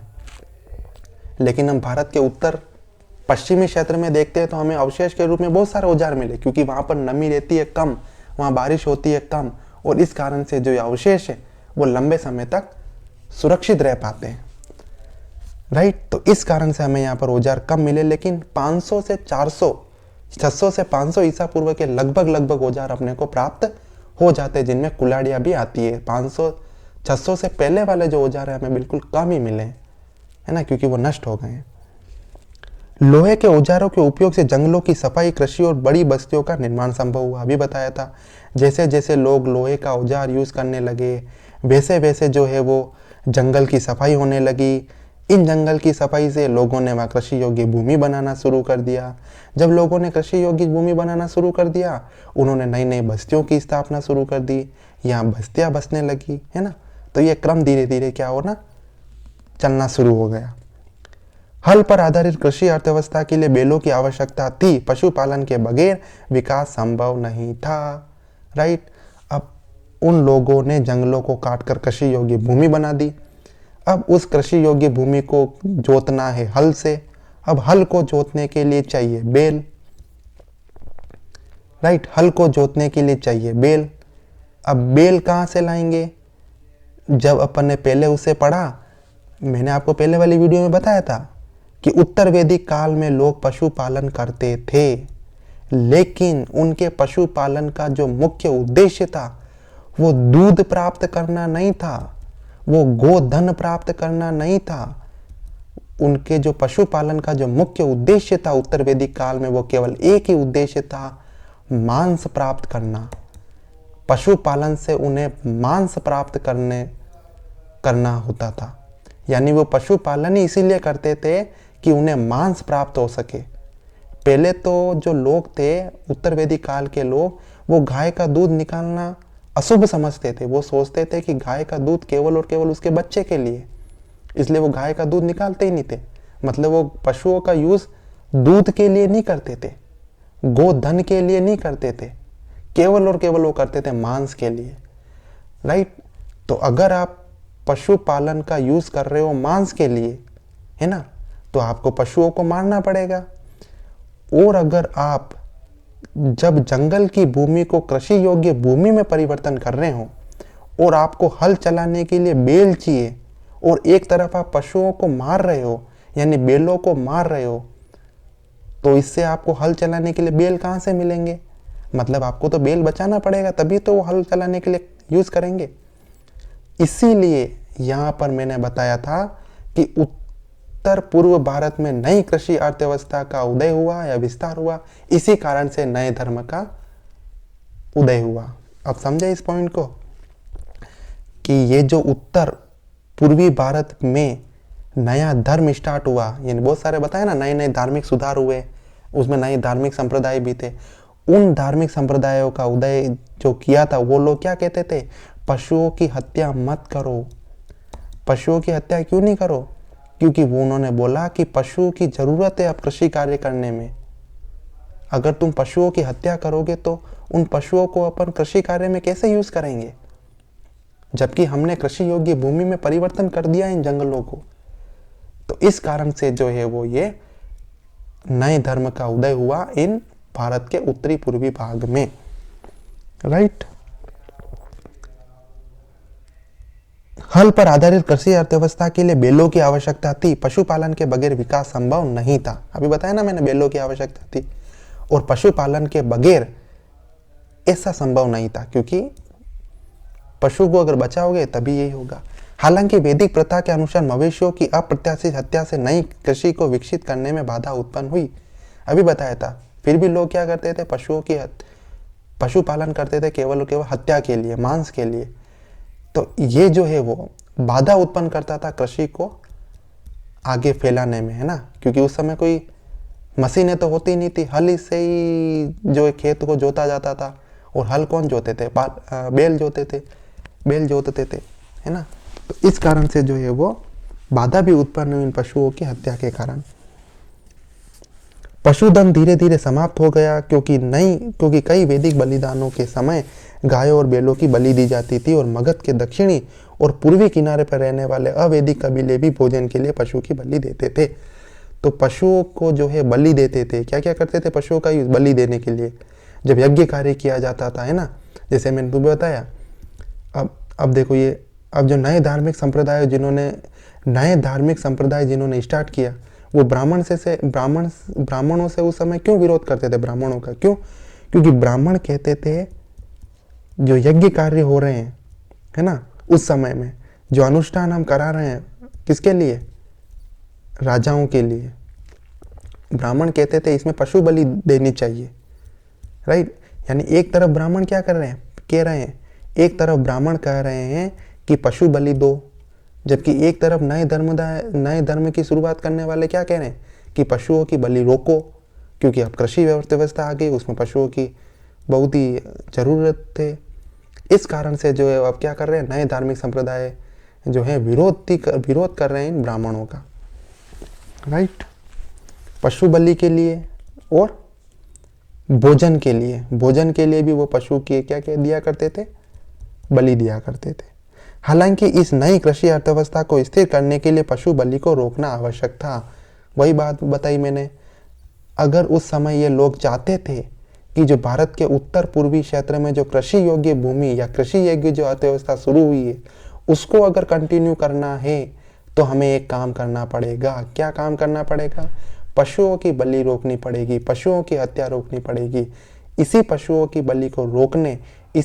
की हत्या को रोकने के लिए जो नए धार्मिक संप्रदाय जो हैं वो भारत के उत्तरी पूर्वी क्षेत्र में उत्पन्न हुए। समझ में आया? भारत के उत्तरी पूर्वी क्षेत्र में जो नए धार्मिक संप्रदाय हैं उनके उत्पन्न होने का कारण अलग है। क्या कारण है? नई कृषि अर्थव्यवस्था का उदय। जबकि भारत के जो मध्य गंगा वाला क्षेत्र है उसमें जो नए धार्मिक संप्रदाय है उनके उदय का कारण अलग है। क्या है? ब्राह्मणों का अपने पास कुछ विशेषाधिकार रखना ये पसंद नहीं आया क्षत्रियों को, ये कारण है दूसरा कारण। समझ में आया? तो दोनों जगह जो है वो कारण क्या है, अलग अलग है इन धर्मों के उदय के। राइट। ईसा पूर्व 500 के आसपास, मतलब वही मगध की जब शुरुआत हुई थी, मगध साम्राज्य की शुरुआत है ना, जब उत्तर वैदिक काल समाप्त हुआ था, उस समय की बात हो रही है। हम देखते हैं कि उत्तर पूर्वी भारत में बड़ी संख्या में शहरों का उदय हुआ। मतलब भारत का जो उत्तर पूर्वी क्षेत्र है, असम, अरुणाचल प्रदेश, मेघालय, मणिपुर, मिजोरम, त्रिपुरा, ये वाला जो क्षेत्र है, नागालैंड, वहां पर जो है वो नए नए शहरों का उदय हुआ। यानी अब गांव नहीं, शहर बसने लगे हैं। उदाहरण के लिए हम इलाहाबाद के पास कौशाम्बी, कुशीनगर, उत्तर प्रदेश के देवरिया जिले में, वाराणसी, वैशाली, चिरांद, बोध गया में ताराडीह, पाटलिपुत्र, राजगिरी और भागलपुर जिले के चंपा का नाम लिया जा सकता है। मतलब भारत का जो उत्तर पूर्वी क्षेत्र है, मतलब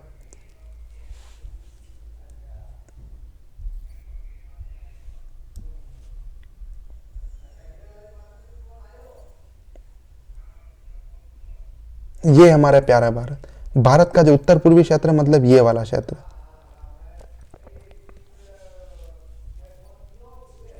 यहां पर कुछ शहरों के नाम दिए गए हैं। अगर आप इनको मैप में देखोगे तो आपको अच्छे समझ में आएगा कि पाटलिपुत्र कहाँ है, राजगीर कहाँ है, ताराडीह कहाँ है, वैशाली, वाराणसी, है ना। ये जो है वो नए नए शहर हैं। क्या है ये? नए नए शहर है ये। और इन नए नए शहरों का हो रहा है उस समय उदय। कब? 500 बीसी में। 500 बीसी मतलब उत्तर वैदिक काल के अंत के समय इन नए नए शहरों का हो रहा है उदय। इसके कारण क्या होगा? वर्धमान, महावीर और गौतम बुद्ध दोनों का संबंध इन शहरों से है। यानी कि ये जो मैंने शहर बताए ना आपको, जो 500 बीसी में नए उत्पन्न हो रहे हैं भारत के उत्तर पूर्वी क्षेत्र में, भारत के उत्तर पूर्वी क्षेत्र में जो इन नए नए शहरों का उदय हो रहा है, उन शहरों से संबंध है किनका? जैन धर्म के संस्थापक महावीर स्वामी और बौद्ध धर्म के संस्थापक गौतम बुद्ध। इन दोनों का संबंध, जो दोनों क्या थे? क्षत्रिय थे। क्या थे? क्षत्रिय थे। ये दोनों जो क्षत्रिय थे, महावीर स्वामी और गौतम बुद्ध, इन दोनों का संबंध है इन शहरों से, जिन शहरों की उत्पत्ति हुई थी 500 बीसी में भारत के उत्तर पूर्वी क्षेत्र में। राइट। इन शहरों में कई कारीगर और व्यापारी काम करते थे। मतलब इस शहर में कौन कौन रहते थे? बहुत सारे कारीगर रहते थे, व्यापारी रहते थे। अब पता हो ये व्यापारी और कारीगर कौन है? ये है वैश्य। कौन है? वैश्य। और ये क्या करेंगे? ये देंगे टैक्स। किसको देंगे टैक्स? ये देंगे क्षत्रियों को टैक्स। राइट। जिन्होंने पहली बार सिक्के का इस्तेमाल किया, इन्होंने, कारीगरों ने और व्यापारियों ने सबसे पहले सिक्कों का इस्तेमाल किया। प्राचीनतम सिक्के ईसा पूर्व 5वीं शताब्दी से संबंधित है। वही मगध साम्राज्य की जब शुरुआत हुई थी उस समय के सिक्के मिलते हैं। और वे सामान्यतः पंचचिन्हित प्रकार के थे। पंचचिन्हित मतलब पंचमार्क्ड। पंचचिन्ह चिन्ह क्या होते? पंचचिन्हित सिक्के क्या होते? पंचचिन्हित सिक्के का होता है पंचमार्क। पंचचिन्हित सिक्के का मतलब होता है पंचमार्क्ड। पंचमार्क का मतलब होता है, जैसे आपने कोई लोहे की धातु ले ली, लोहे की नहीं किसी भी धातु ले ली, आपने कोई सी भी धातु का एक ऐसा सा गोल टुकड़ा ले लिया। राइट। अब इसको सिक्का कैसे बनाते थे वो देखो, ये गोल कोई सी भी धातु ले लिया आपने। राइट। अब उसको क्या करोगे? उस गोल धातु पर आपने कोई सी भी सील ले ली। सील मतलब इस प्रकार का एक पंच ले लिया। पंच मतलब ऐसा एक, ये पकड़ने का है और इसके नीचे ये कठोर धातु का एक बेस है। उस बेस पर कुछ भी जो सिक्के पर आपको प्रिंट करना है वो लिखा हुआ है। जैसे मान लो यहाँ राजा का नाम लिखा हुआ है, ये उस राजा का काल दिया हुआ है, ये उस राजा का मान लो कोई चिन्ह दिया हुआ है। राइट। या फिर ये किसी व्यापारी का नाम दिया हुआ है ना। तो इस सील को, ये क्या है? सील है। इस सील को इसके ऊपर क्या किया जाता था? पंच किया जाता था। क्या किया जाता था? पंच किया जाता था। जोर से इस पर क्या किया जाता था? मारा जाता था। उसके बाद इस जो डिज़ाइन है वो सारी की सारी कहाँ छप जाती थी, इस सिक्के पर छप जाती थी। तो फिर ये सिक्का कौन सा बन गया, पंच मार्क्ड कॉइन, जिसे कहते थे पंच चिन्हित सिक्का, राइट। ऐसे सिक्के चलते थे पहले। तो ऐसे सिक्कों का आविष्कार या सबसे पहले यूज करना किसने शुरू किया था, इन कारीगरों ने और व्यापारियों ने। इनका प्रसार पहली बार पूर्वी उत्तर प्रदेश और बिहार में हुआ। ये धीरे धीरे पूर्वी उत्तर प्रदेश और बिहार में भी शुरू हो गए, यानी फैलने यूज करना शुरू हो गए। पूर्वी उत्तर प्रदेश और बिहार क्या है, ये वही इलाका है जहाँ पर नए नए शहरों का क्या हुआ, उदय हुआ। ये वही इलाका है जहाँ पर नए नए शहरों का उदय हुआ। सिक्कों के इस्तेमाल ने स्वाभाविक रूप से व्यापार और वाणिज्य को सुविधाजनक बना दिया। सिंपल सी चीज़ है, जब लोगों ने सिक्के का यूज़ करना शुरू किया तो व्यापार करना सिंपल हो गया, वाणिज्य करना सिंपल हो गया। क्यों, ये मैंने आपको पहले वाली वीडियो में बताया था कि अगर आपको कोई मार्केट में चीज़ बेचनी है, मान लो आपके पास गेहूँ है, आपको उस गेहूँ को बेचना है और आपको चावल खरीदने हैं, तो इसमें कितनी प्रॉब्लम होगी। क्यों, क्योंकि आपको उस व्यक्ति के पास जाना पड़ेगा जिसको गेहूँ चाहिए और जिसको चावल बेचने हैं, है ना। आपके पास गेहूँ है, आपको गेहूँ बेचना है, आपको चावल चाहिए, तो आपको उस व्यक्ति के पास जाना पड़ेगा जिसके पास गेहूँ, जिसको गेहूँ चाहिए और जिसके पास चावल है और वो चावल बेचना चाहता है। तो उस व्यक्ति को कैसे ढूंढोगे आप, उस व्यक्ति को ढूंढना कितना मुश्किल होगा। लेकिन अगर आपके पास उस यानी सिक्का है, अगर आपके पास धातु के सिक्के हैं तो कितना आसान होगा। सोचो आपके पास गेहूँ है, आपको चावल चाहिए, राइट। अब जो प्रचलन किसका हो गया है, सिक्कों का प्रचलन शुरू हो गया है ना। सिक्कों का प्रचलन शुरू हो गया है। आप क्या करोगे, इस व्यक्ति को अपने गेहूं बेच दोगे, उससे सिक्के ले लोगे, है ना, मुद्रा ले लोगे उससे। अब इन सिक्कों को ले लोगे आप, इस सिक्कों को लेकर उस तीसरे आदमी के पास जाओगे, उसको ये सिक्के दे दोगे और उससे चावल ले लोगे। तो ये काम क्या हो गया, आसान हो गया। मतलब इन सिक्कों के आविष्कार ने उस समय जो व्यापार था, उस समय का जो वाणिज्य था, उसको उन्होंने क्या बना दिया, आसान बना दिया। क्या बना दिया, आसान बना दिया, जिससे वैश्य का महत्व बढ़ गया। अब मैंने बताया था आपको पहले, 3 जो वर्ण हैं, ब्राह्मण क्षत्रिय वैश्य शूद्र, उनमें जो व्यापार करने का काम कौन करता था, वैश्य करते थे। कौन करता था, वैश्य करते थे। अब धीरे धीरे जब सिक्कों का प्रचलन स्टार्ट हो गया, इन सिक्कों के प्रचलन के स्टार्ट होने के कारण व्यापार और वाणिज्य का काम जो है वो भी आसान हो गया।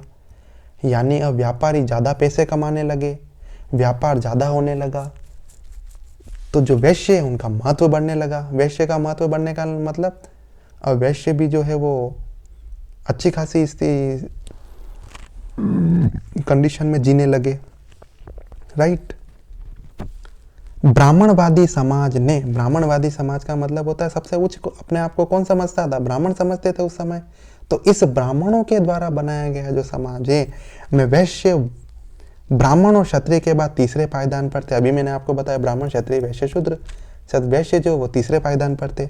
जाहिर है कि उन्हें एक ऐसे धर्म की आवश्यकता थी जिससे उनकी स्थिति सुधरे। मतलब जब वैश्यों ने सोचा हम व्यापार कर रहे हैं, हमारे पास पैसे भी अच्छे हैं, लेकिन हम फिर भी धर्म के जो वर्ण व्यवस्था उसमें तीसरे स्थान पर है ना। उस समय देखो क्षत्रिय तो इतना कुछ करते नहीं थे, उनका तो काम ही केवल एक था, युद्ध करना और शासन करना। ब्राह्मणों के पास कुछ काम थे नहीं, ब्राह्मण तो केवल एक काम करते थे, जिनको यज्ञ कराना हो यज्ञ कराना और नए नए यज्ञों की स्थापना करना और यज्ञ कराना और दान में संपत्ति लेना, पैसा लेना, जो भी लेना। तो काम तो हकीकत में उस समय व्यापार कर रहे थे, मेहनत से जो पैसा कमा रहा था वो वैश्य कमा रहे थे, क्योंकि यही व्यापार करते थे, यही कृषि करते थे, यही सब कुछ करते थे। फिर इन वैश्यों को लगा कि हम मेहनत कर रहे हैं, हम ही पैसा कमा रहे हैं, अब हमारे पास पैसा भी अच्छा है, हमारा व्यापार भी अच्छा चल रहा है। तो फिर उन्होंने सोचा तो फिर क्यों हमारी इस वर्ण व्यवस्था में तीसरी पायदान पर हमें भी तो आगे पायदान पर जाना है ना। तो इस कारण से इन वैश्यों को ये महसूस हुआ, ये आवश्यकता हुई किसकी, नए धर्म की, कि ये जो धर्म था वो तो ब्राह्मणवादी धर्म था, ये जो सारा जो व्यवस्था किसने बनाई, ब्राह्मणों ने बनाई थी, तो ये ब्राह्मणवादी धर्म था। जब वैश्यों को लगा कि हमें भी अच्छी चीज़ की आवश्यकता है, तो उन्हें नए धर्म की आवश्यकता हुई, जिससे उनकी स्थिति सुधरे। अब वो क्यों चाहते थे नया धर्म? ताकि उनकी स्थिति जो है, वो जो तीसरे पायदान पर है, वो स्थिति सुधरे। यानी उन्होंने सोचा हम इतना अच्छा पैसा कमा रहे हैं, सब कुछ कर रहे हैं, फिर भी हमारे साथ स्थिति अच्छी नहीं है, फिर भी हमारे साथ, फिर भी जो ब्राह्मण है उनको अच्छा सम्मान मिलता है, हमें इतना अच्छा सम्मान नहीं मिलता, क्षत्रियों को अच्छा सम्मान मिलता है, हमें नहीं मिलता। तो क्षत्रियों के अलावा, मतलब ये सेकंड पायदान पर है, वैश्य ने महावीर और गौतम बुद्ध दोनों को अपार समर्थन प्रदान किया। यानी जो महावीर स्वामी और गौतम बुद्ध के बारे में हम पढ़ेंगे ना, ये वाले महावीर स्वामी और गौतम बुद्ध, जब महावीर स्वामी और गौतम बुद्ध ने समाज में सामाजिक सुधार आंदोलन शुरू किए, मतलब नए धर्म की जब स्थापना की, जब नए समाज में सुधार करने के लिए नए आंदोलन शुरू किए, तो इसका समर्थन किसने किया? इसका समर्थन क्षत्रियों ने किया। क्यों किया? क्योंकि ये खुद क्षत्रिय थे। इसका समर्थन वैश्यों ने भी किया। क्यों किया? क्योंकि वैश्य चाहते थे नए धर्म की स्थापना जो उनकी स्थिति सुधार सके। इनका जो समर्थन है वो शूद्रों ने भी किया। क्यों? क्योंकि शूद्रों की स्थिति वैसे ही बेकार थी उस समय, तो वो तो चाहते ही थे हमारी स्थिति सुधरे। मतलब ये है कि महावीर स्वामी और गौतम बुद्ध के द्वारा जो नए धार्मिक सुधार आंदोलन स्टार्ट किए गए थे, उनकी जो समर्थन है उसका क्षत्रियों ने भी समर्थन किया, वैश्यों ने भी समर्थन किया, शूद्रों ने भी समर्थन किया। केवल एक ही थे जिन्होंने इनका समर्थन नहीं किया, और वो थे ब्राह्मण। कौन थे? ब्राह्मण। तो सोचो ब्राह्मण ने समर्थन क्यों नहीं किया? क्योंकि ब्राह्मणों को क्या डर था? ब्राह्मणों को डर था कि ये जो सुधार आंदोलन गौतम बुद्ध और महावीर स्वामी जो चला रहे हैं ना, उनसे हमारे जो हाथ में सत्ता है वो सारी चली जाएगी। मतलब ब्राह्मण जो है आगे जो है, अगर ये सुधार आंदोलन सक्सेसफुल होते हैं तो आगे आने वाले फ्यूचर में ब्राह्मणों का कोई स्थान नहीं रहेगा। जो ब्राह्मणवादी समाज हमने बनाया है वो ब्राह्मणवादी समाज नष्ट हो जाएगा। जो हमें दान मिलता है, जो हमें पैसे मिलते हैं, जो हमें अनाज मिलता है, जो नए नए हम अनुष्ठान और यज्ञ के जो नए नए तरीके निकाल कर हम जो पैसा कमाते हैं, वो सारे पैसे आना हमारे पास हो जाएंगे बंद। इसीलिए ब्राह्मणों को डर था, और इसीलिए इन ब्राह्मणों ने जो है इसका समर्थन नहीं किया। क्षत्रियों ने किया क्योंकि ये खुद क्षत्रिय थे, और क्षत्रियों को क्या था? चाहिए था क्षत्रियों को जो ब्राह्मणों के पास विशेष अधिकार थे उनसे वो बहुत उनका जो विरोध करते थे, इस कारण से क्षत्रियों ने समर्थन किया। वैश्यों ने समर्थन किया क्योंकि वैश्यों को चाहिए था नया धर्म जो उन्हें समाज में अच्छा स्थान देवे। शूद्रों ने समर्थन किया क्योंकि शूद्रों का तो वैसे ही जो हाल था, खराब था। तो कुल मिलाकर यह है कि तीनों ने इनका समर्थन किया, केवल एक को छोड़कर, वो एक थे ब्राह्मण।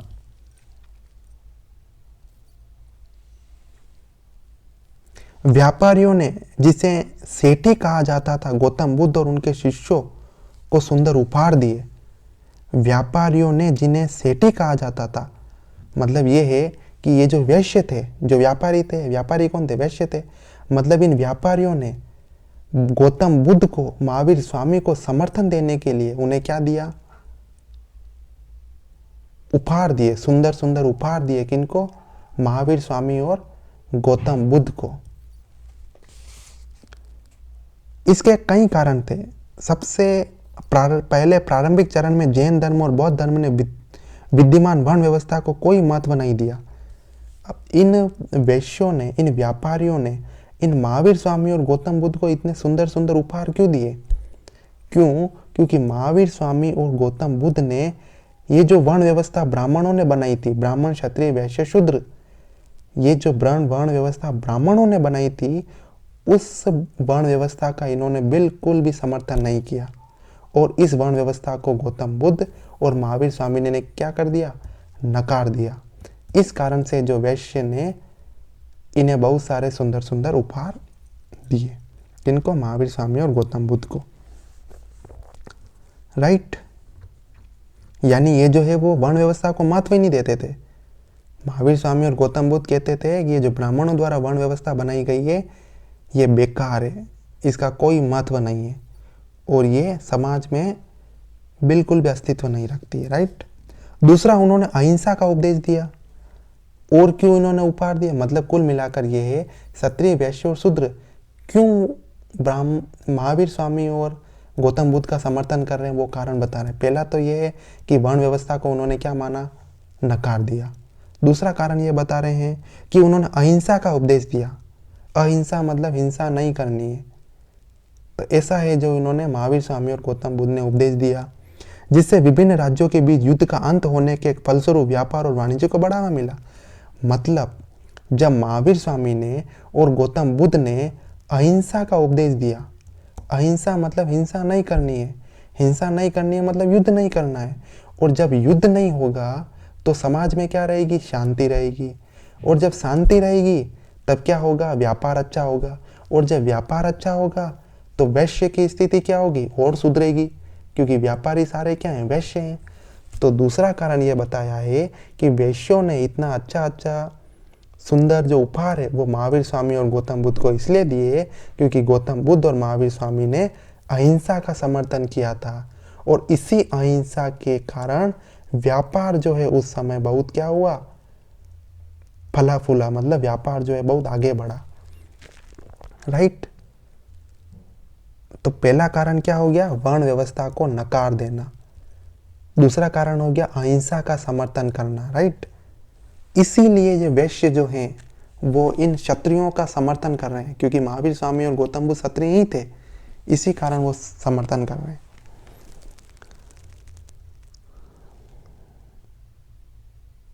तीसरा कारण क्या था, ब्राह्मणवादी ग्रंथों जिसे धर्मसूत्र कहा जाता है ने ब्याज पर धन उधार देने और ब्याज पर जीने वाले लोगों की निंदा की। तीसरा कारण है ब्याज पर धन। आज भी तुम देखोगे ना, बहुत सारे धर्म ये मानते हैं कि ब्याज पर धन नहीं देना चाहिए, और ब्याज पर धन देना एक यानी उसको गंदा मानते हैं। मतलब गंदा मतलब उसको बेड की तरह यूज करते हैं, यानी सही नहीं है। लेकिन यानी ब्राह्मणवादी जो धर्म था वो ये कहता था कि ब्याज पर धन देना ये जो है वो सही नहीं है, ये ब्राह्मणवादी धर्म कहता था। लेकिन व्यापारियों के लिए ब्याज पर धन लेना और ब्याज पर धन देना बहुत ही आवश्यक है, अगर उन्हें व्यापार को और आगे बढ़ाना है तो। आज भी आप देखोगे बहुत सारे व्यापारी बैंक से लोन लेते हैं या फिर किसी को लोन देते हैं, और ये लोन देना और लोन लेना ये उनके व्यापार का एक बहुत ही इंपॉर्टेंट पॉइंट है। अगर वो लोन नहीं लेंगे तो अपने व्यापार को नहीं बढ़ा सकेंगे, अगर वो लोन नहीं देंगे तो उनको ब्याज पर अच्छा पैसा नहीं मिल पाएगा। तो ब्राह्मणवादी जो धर्म था वो इस ब्याज पर धन लेने और धन देने को दोनों को क्या करते थे, गंदा समझते, यानी नहीं मानते थे, फॉलो नहीं करते थे। लेकिन जो महावीर स्वामी और जो गौतम बुद्ध है उन्होंने इस बात की निंदा की कि ब्याज पर धन लेना और ब्याज पर धन देना ये दोनों ही क्या है, गलत नहीं है। अगर आवश्यकता पड़े तो वो सही है।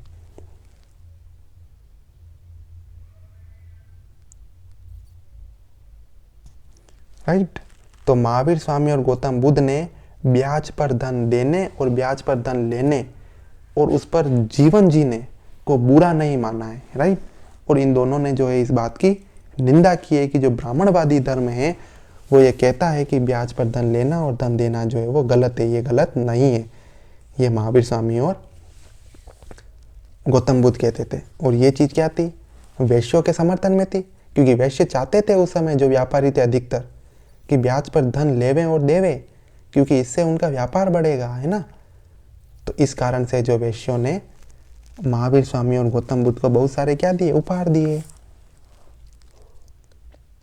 इसीलिए वैश्य जो बढ़ते व्यापार और वाणिज्य के कारण पैसे उधार दे रहे थे को कम महत्व मिला, जबकि वे एक बेहतर सामाजिक स्थिति के लिए प्रसार कर रहे थे।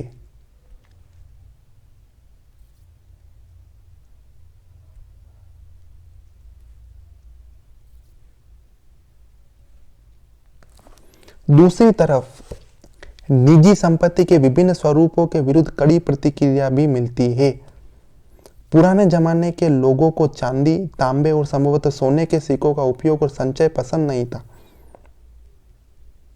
मतलब दूसरी तरफ निजी संपत्ति के विभिन्न स्वरूपों के विरुद्ध कड़ी प्रतिक्रिया भी मिलती है। निजी संपत्ति मतलब पहले के जो लोग थे वो चांदी के सिक्कों, तांबे के सिक्कों और सोने के सिक्के के उपयोग और संचय को पसंद नहीं करते थे। वो समझते, यानी सोने के सिक्के, चांदी के सिक्के और तांबे के सिक्के जो संचय करना मतलब उसको स्टोर करके रखना, वो ये गलत समझते थे। और उनका उपयोग करना मतलब उनको लेन देन के रूप में यूज करना। अब देखो यहाँ पर ऐसे मैं कारण बता रहा हूँ कि क्यों जो वैश्य हैं, है ना, मैं यहाँ पर ये कारण बता रहा हूँ कि क्यों जो ये वैश्य हैं वो समर्थन कर रहे हैं महावीर स्वामी और गौतम बुद्ध का, है ना। क्यों जो वैश्य हैं, वैश्य मतलब जो व्यापारी हैं ज़्यादातर, वो महावीर स्वामी और गौतम बुद्ध का समर्थन क्यों कर रहे हैं इन सुधार आंदोलन में, क्यों कर रहे हैं, तो वो कारण बताए। पहला कारण तो ये है कि जो वर्ण व्यवस्था है उसको गौतम बुद्ध और महावीर स्वामी नकार रहे हैं उस समय की जो वर्ण व्यवस्था उसको। दूसरा कारण ये है कि वो अहिंसा का समर्थन कर रहे हैं, इससे व्यापार जो है अच्छा फल फूल रहा है। तीसरा कारण है कि वो ब्याज पर धन देने और धन लेने को गलत नहीं मान रहे हैं, ये तीसरा कारण है। और चौथा कारण ये है कि उस समय जो है चांदी के सिक्के, सोने के सिक्के और जो तांबे के सिक्के थे उसको स्टोर करना और उसको लेन देन में यूज करना उस समय ब्राह्मणवादी जो धर्म था वो गलत मानते थे। जबकि महावीर स्वामी और गौतम बुद्ध क्या कहते हैं, नहीं है, सही है। तो ये जो है वो व्यापारी के लिए क्या है, पॉजिटिव है। क्यों? क्योंकि व्यापार करने के लिए क्या चाहिए, सोने के सिक्के, चांदी के सिक्के, यानी मुद्रा चाहिए। व्यापार, अब मैंने अभी बताया था, अगर व्यापार को स्पीड से करना है या व्यापार को आसान बनाना है तो उसके लिए मुद्रा का यूज करना जरूरी है ना। तो इस कारण से भी वो जो वैश्य थे वो महावीर स्वामी और गौतम बुद्ध का समर्थन करते थे, राइट।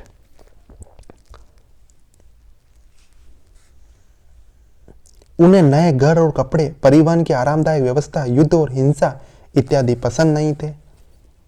किन्हें? जो वैश्य थे उनको। संपत्ति के नए रूपों ने सामाजिक असमानताएं पैदा की जो सामान्य लोगों के लिए दुख और पीड़ा का कारण बनी। इसीलिए आम लोग पुरानी जीवन शैली, संपत्ति के नए रूपों और नई जीवन शैली से मुक्त एक नई आदर्श स्थिति की ओर लौट जाना चाहते थे। जैन धर्म और बौद्ध धर्म, दोनों धर्मों ने सरल, शुद्ध और संयमित जीवन का प्रसार किया। मतलब उस समय जो जैन धर्म था, उस समय जो बौद्ध धर्म था, दोनों ने सरल जीवन, सादा जीवन, उच्च विचार, सरल जीवन, शुद्ध जीवन और संयमित जीवन, सरल जीवन, शुद्ध जीवन और संयमित जीवन का जो है उन्होंने क्या किया, समर्थन किया। और इसी कारण, और वैश्य भी क्या चाहते थे, सरल जीवन, शुद्ध जीवन, संयमित जीवन, एक आदर्श स्थिति, है ना, एक नई जीवन शैली, एक नए रूपों की, है ना। ऐसी जो चीज़ें, वो असमानताएं, जो सामाजिक असमानता, उनको दूर करना चाहते थे। इस कारण से इन वैश्यों ने जो है महावीर स्वामी और गौतम बुद्ध का समर्थन किया। बौद्ध और जैन भिक्षुओं को जीवन की आराम पसंद चीजें त्यागने को कहा गया। यानी बौद्ध और जैन भिक्षुओं को, यानी जो बौद्ध धर्म को मानने वाले जो भिक्षु थे और जैन धर्म को मानने वाले जो भिक्षु थे, उन्हें यह कहा गया, इन बौद्ध धर्म के यानी संचालक और जैन धर्म के जो संचालक यानी संस्थापक थे उनके द्वारा, कि जो जीवन की आरामदायक चीजें हैं उन्हें त्यागो, है ना। उन्हें सोने, चांदी और छूने की अनुमति नहीं थी।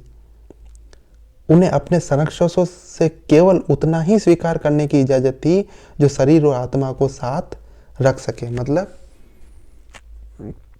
अपन आगे पढ़ेंगे कि जैन धर्म और बौद्ध धर्म के जो अनुयायी थे, है ना, उनको ये कहा जाता था कि आप केवल उतना ही अपने, जब आप दक्षिणा लेने जाए, है ना, तब आप उतना ही ग्रहण करें जितना आपको आवश्यकता है। आवश्यकता से अधिक आपको भोजन नहीं लेना है ना। और आपको न सोना रखना है अपने पास, न चांदी, यानी धन से कोई मोह नहीं रखना है ना। अपनी जो आरामदायक चीज़ें होती है उसे त्याग देना है। तो ये जो चार चीज़ें थी वो ये दोनों धर्म जो है वो कहते थे। और उस समय जो है जिस तरह से ब्राह्मणवादी धर्म ने, है ना, उस समय जो धन की जो लोलुपता उन्होंने पाल रखी थी, है ना, जो बड़े से बड़ा दान जो वो लिया करते थे, जो आरामदायक जिंदगी उन्होंने जीते थे उस समय ब्राह्मणवादी धर्म में, है ना, और जिस प्रकार से उन्होंने शूद्रों और वैश्यों की जो स्थिति बना रखी थी, उस कारण से उन्होंने इन धर्मों का समर्थन किया। इसीलिए उन्होंने गंगा घाटी की नई जीवन शैली से उत्पन्न होने वाले भौतिक लाभों के विरुद्ध विद्रोह किया। दूसरे शब्दों में हमें ईसा पूर्व 6वीं से 5वीं शताब्दी में मध्य गंगा के मैदान में भौतिक जीवन में हुए बदलाव के बारे में वैसी प्रतिक्रिया मिलती है जैसे आधुनिक समय में औद्योगिक क्रांति में हुई परिवर्तनों के बारे में है। जैसे आज अपन नहीं कहते हैं कि जैसे औद्योगिक क्रांति जब शुरू हुई थी, सारे काम मशीनों से होने लगे थे, है ना। और जैसे आज तुमने बहुत सारे लोगों से सुना होगा कि ऑर्गेनिक फार्मिंग को अपनाओ, ऑर्गेनिक लाइफ को जियो, है ना। तो वो क्या है, ये वैसे ही है जैसे उस समय में जो धर्म है उस समय कहा करते थे, जो जैन धर्म और बौद्ध धर्म क्या कहा करते थे उस समय, कि सादा जीवन जियो, सरल जीवन जियो, ये जो भौतिक जो आवश्यकताएं हैं, भौतिक जो सुख है उनसे दूर रहो, आध्यात्मिक सुख में रहो। तो वैसे जो कहा करते थे, जैसे आज अपन कहा करते हैं कि जो आधुनिक समय औद्योगिक क्रांति उससे दूर रहो, है ना, ऑर्गेनिक की तरफ जाओ, या फिर ये जो मशीनीकरण युग है उससे दूर रहो। तो जैसा आज अपन कहते हैं वैसे उस समय वो धर्म कहा करते थे। तो इस कारण से ये जो प्रतिक्रियाएं हुई, जैसे औद्योगिक क्रांति के आने से बहुत से लोग मशीनी पूर्व काल की जीवन शैली में लौट जाना चाहते हैं, वैसे ही प्राचीन काल में लोग लोह पूर्व काल में वापस जाना चाहते थे। मतलब जैसे आज अपन ये चाहते हैं कि हम जो औद्योगिक काल है उससे पहले चले जाएं, मतलब जो मशीनीकरण युग जो आया उसके पहले चले जाएं, उसके पहले वाले जीवन की शैली को जिए। जैसे पहले जो सादा जीवन जीते थे, गाँवों में लोग रहते थे, है ना, वैसा जीवन हम जिए। जैसे आज लोग चाहते हैं वैसे ही उस समय भी लोग चाहते थे। जब इन धर्मों का उदय हुआ ना, उस समय लोह युग आ चुका था, और लोह युग आने से न जाने इतने अत्याचार बढ़ चुके थे, जैसे कि वृक्षों को काटा जा रहा था, न जाने कितने, यानी जो जीवन शैली उनकी चेंज हो गई थी। इसलिए उन धर्मों ने ऐसा बोला, इन धर्मों के द्वारा ये संदेश दिए गए कि हमें पहले वाले जो लोह युग है उसमें चले जाना चाहिए, है ना। तो इस कारण से भी इन लोगों ने इस धर्मों का समर्थन किया, राइट।